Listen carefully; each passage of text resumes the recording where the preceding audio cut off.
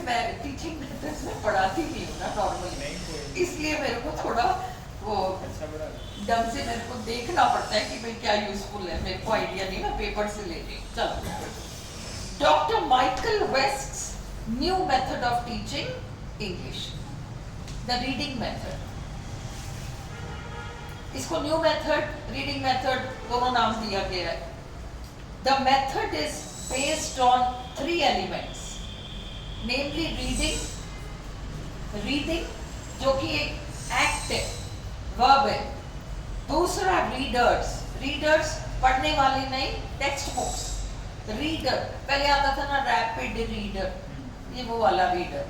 Text book, text with vocabulary. और तीसरा मतलब readers with vocabulary, texts with vocabulary. और तीसरा the proper use of native language. ये 3 इसके स्तंभ है। जुडिशियस यूज का मतलब proper use. This method focused on reading skills both oral and silent. मन ही मन बैठ के पढ़ो, साइलेंट रीडिंग, जोर से पढ़ो, oral reading, basically reading method. This method was also called the new method and the reading method. It laid stress on all the 4 basic skills, LSRW. तो वो टेबल में इसको ऐड कर लेना। This method allowed for greater student participation in language learning.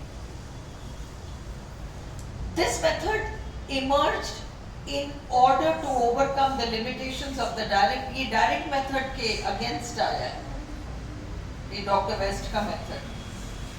The direct method mainly focused on speaking skills. The direct method mainly focused on speaking skills. It encouraged learning the target language directly without translating it into the mother tongue। ये तो direct method की बात थी। पर doctor Michael waste ने जो research किया वो इंडिया बेस्ड स्टूडेंट्स पर किया। Doctor West research was mainly focused on ESL in India and he developed the method as a response against the direct method। ये डॉक्टर वेस्ट का method है, reading method है, new method है, और Indian students को study करके ये method बनाया है। अब advantages of Dr. West's new method.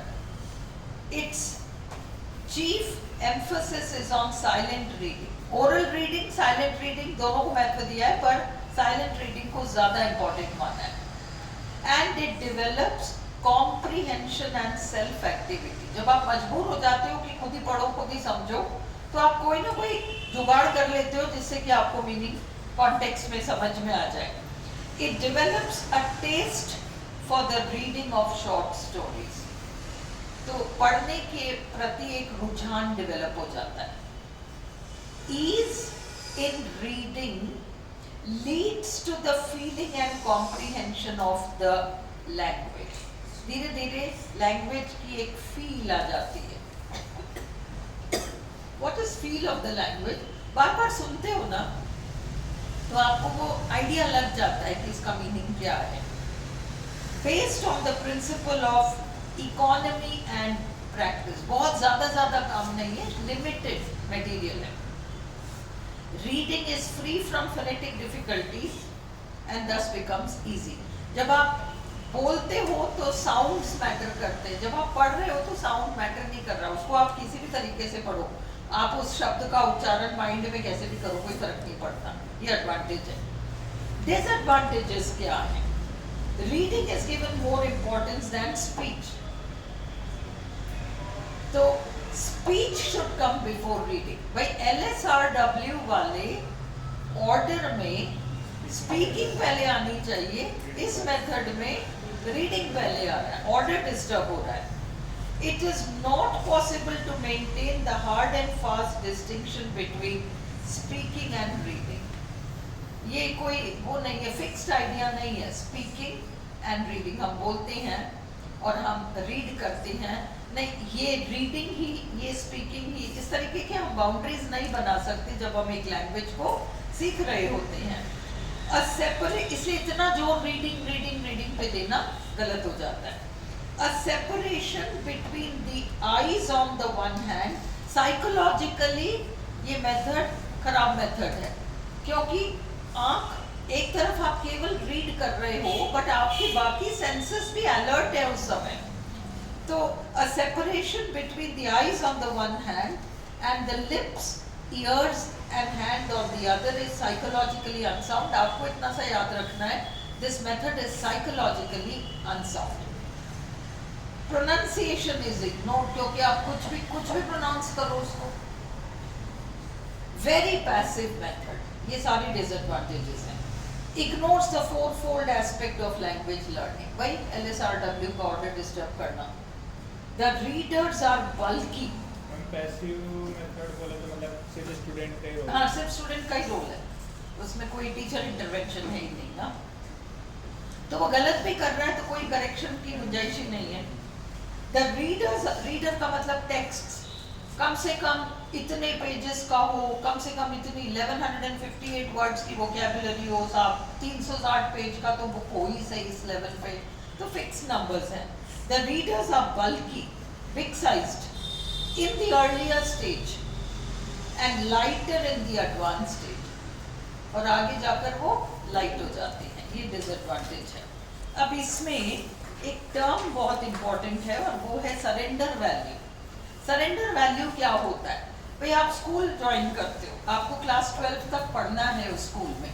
कोई मजबूरी ऐसी हो जाती है कि आप क्लास 7 के बाद पढ़ नहीं पा रहे, तो अब आपने स्कूलिंग कंप्लीट नहीं करी, 8 to 12 आपने नहीं करी, तो फिर ऐसा नहीं होना चाहिए कि क्लास 1 to 7 जो पढ़ा ना वो सब गड्ढे में चला गया. आपने 1 to 7 जो पढ़ा उसकी वैल्यू इतनी होनी चाहिए कि भले ही आपने 8 to 12 नहीं पढ़ा तो भी आप बाहर दुनिया में जब जाते हो तो वो 1 to 7 जो आपने पढ़ा है वो तो आपको यूज देता है. ये सरेंडर वैल्यू है. तो व्हाट इज सरेंडर वैल्यू? ये इसी मेथड का टर्म है. Doctor West believed that Indian pupils require the ability to read English. For them writing is secondary. लिखना बात की बात है. Most of the Indian pupils, ये विशेष इंडियन उसके लिए कॉन्टेक्स्ट के लिए है. Most of the Indian pupils are school dropout. Schooling पूरा ही नहीं करते अधिकतर इंडियन. ये अंग्रेजों के जमानों की बात है, not with the current. So they must learn something of English which may be of permanent value to them in their later life. This is called surrender value. What is surrender value? अब ये definition है.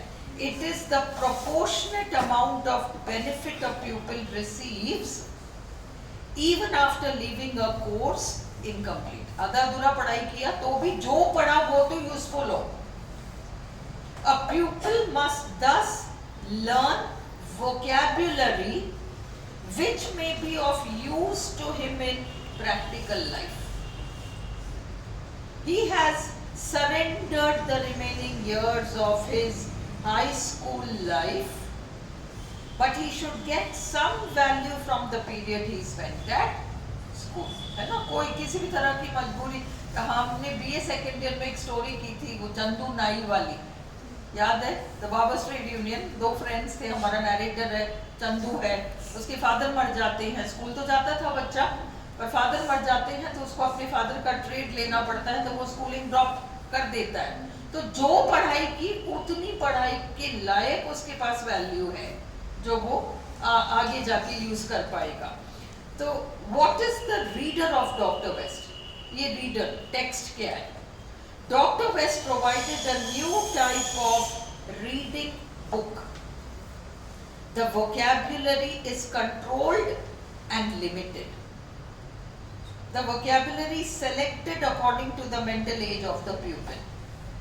The vocabulary is non-technical in nature.